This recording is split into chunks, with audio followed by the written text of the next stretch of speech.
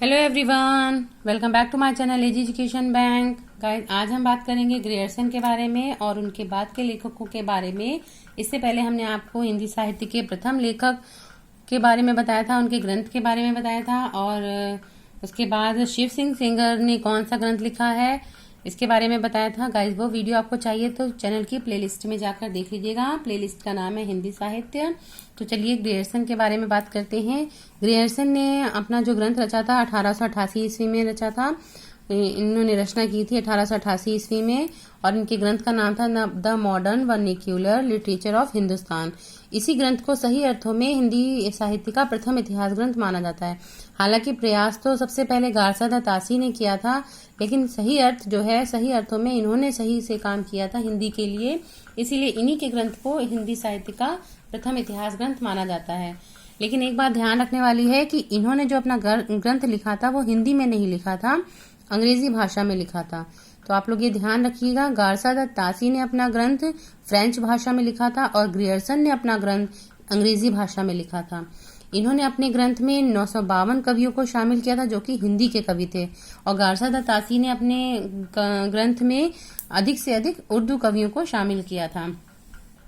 Doctor Kishorilal गुप्त ने Grierson के ग्रंथ का अनुवाद किया था 1957 में।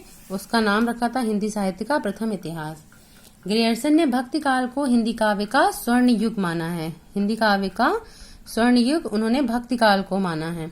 अब ग्रियर्सन के बाद नंबर आता है मिश्र बंधुओं का। इन्होंने मिश्र बंधु विनोद नामक इतिहास ग्रंथ की रचना की थी, जिसमें लगभग 5000 कवियों का जीवन का वर्णन किया था। मिश्र बंधुओं में 3 मिश्र आते हैं, गणेश बिहारी मिश्र, श्याम बिहारी मिश्र और सुखदेव बिहारी मिश्र। गाइस, आप लोग ये नाम अच्छे से याद कर लीजिएगा, क्योंकि आपके जो एग्जाम होते हैं उसमें ये पूछा जाता है। एक नाम और दे दिया जाएगा और उसमें से आपको छांटना होगा कि कौन से कवि जो हैं इन मिश्र बंधुओं में शामिल नहीं हैं। तो देखिए, इनके 4 भाग थे इनके ग्रंथ के। पहला 3 भाग जो था 1917 में प्रकाशित हुआ था, और लास्ट वाला जो भाग था 1934 में प्रकाशित हुआ था। फिर इसके बाद नंबर आता है रामचंद्र शुक्ल का।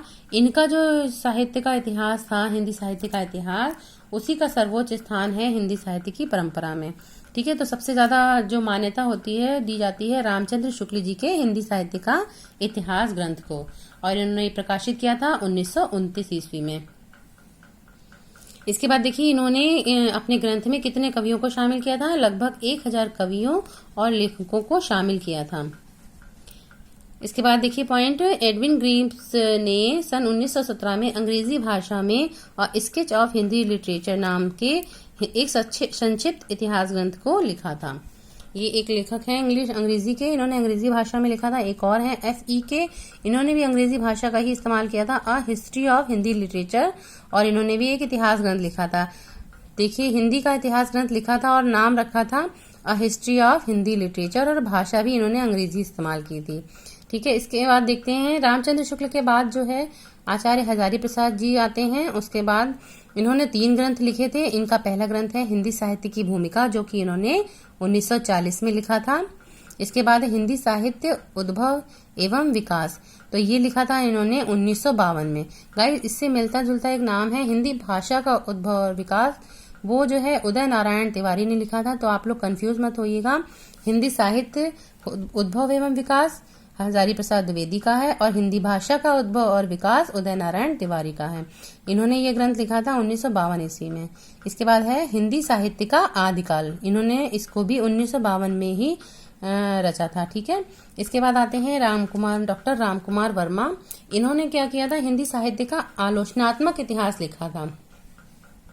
इनके ग्रंथ का नाम है हिंदी साहित्य का आलोचनात्मक इतिहास, जिसका इन्होंने प्रकाशन कराया था 1938 ईस्वी में। यह ग्रंथ जो है केवल भक्ति काल तक ही सीमित है, मतलब इसके आगे उन्होंने रचना नहीं की थी, केवल भक्ति काल तक ही यह सीमित है। इसके बाद देखते हैं डॉक्टर राम कुमार वर्मा ने अपने ग्रंथ में स्वयंभू को हिंदी का पहला कवि माना है, और इन्होंने हिंदी साहित्य का आरंभ 693 ईस्वी से माना है। कितने सन से माना है? 693 ईस्वी से।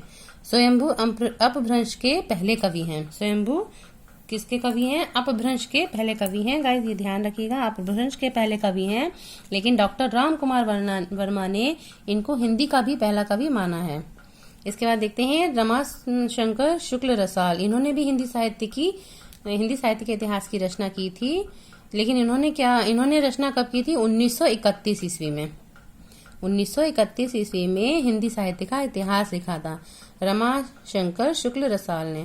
लेकिन इन्होंने क्या किया था? अपने साहित्य के इतिहास में आदिकाल को बाल्यकाल कह दिया, मध्यकाल को किशोरावस्था कह दिया और आधुनिक काल को युवावस्था कह दिया, जो कि सिद्धांतहीन मानी जाती है, जिसका कोई अर्थ नहीं निकलता है। मतलब इन्होंने इसको एक पुरुष से, एक समझ लीजिए जीवित चीज से जोड़ दिया था। आचार्य रामचंद्र शुक्ल ने ग्रियर्सन, शिव सिंह सेंगर और मिश्र बंधुओं के इतिहास को केवल कवि व्रत संग्रह कहा है, क्योंकि इन्होंने अपने में केवल कवियों का ही व्रत संग्रह किया है। ज्यादा उन्होंने ध्यान कवि व्रत संग्रह में ही रखा है। गाइस, वीडियो पसंद आए तो लाइक कर दीजिएगा, शेयर कर दीजिएगा और चैनल को सब्सक्राइब कर लीजिएगा। और भी आपको हैंडमेड नोट्स इसमें मिल जाएंगे, महत्वपूर्ण पॉइंट मिल जाएंगे। Okay friends, bye bye.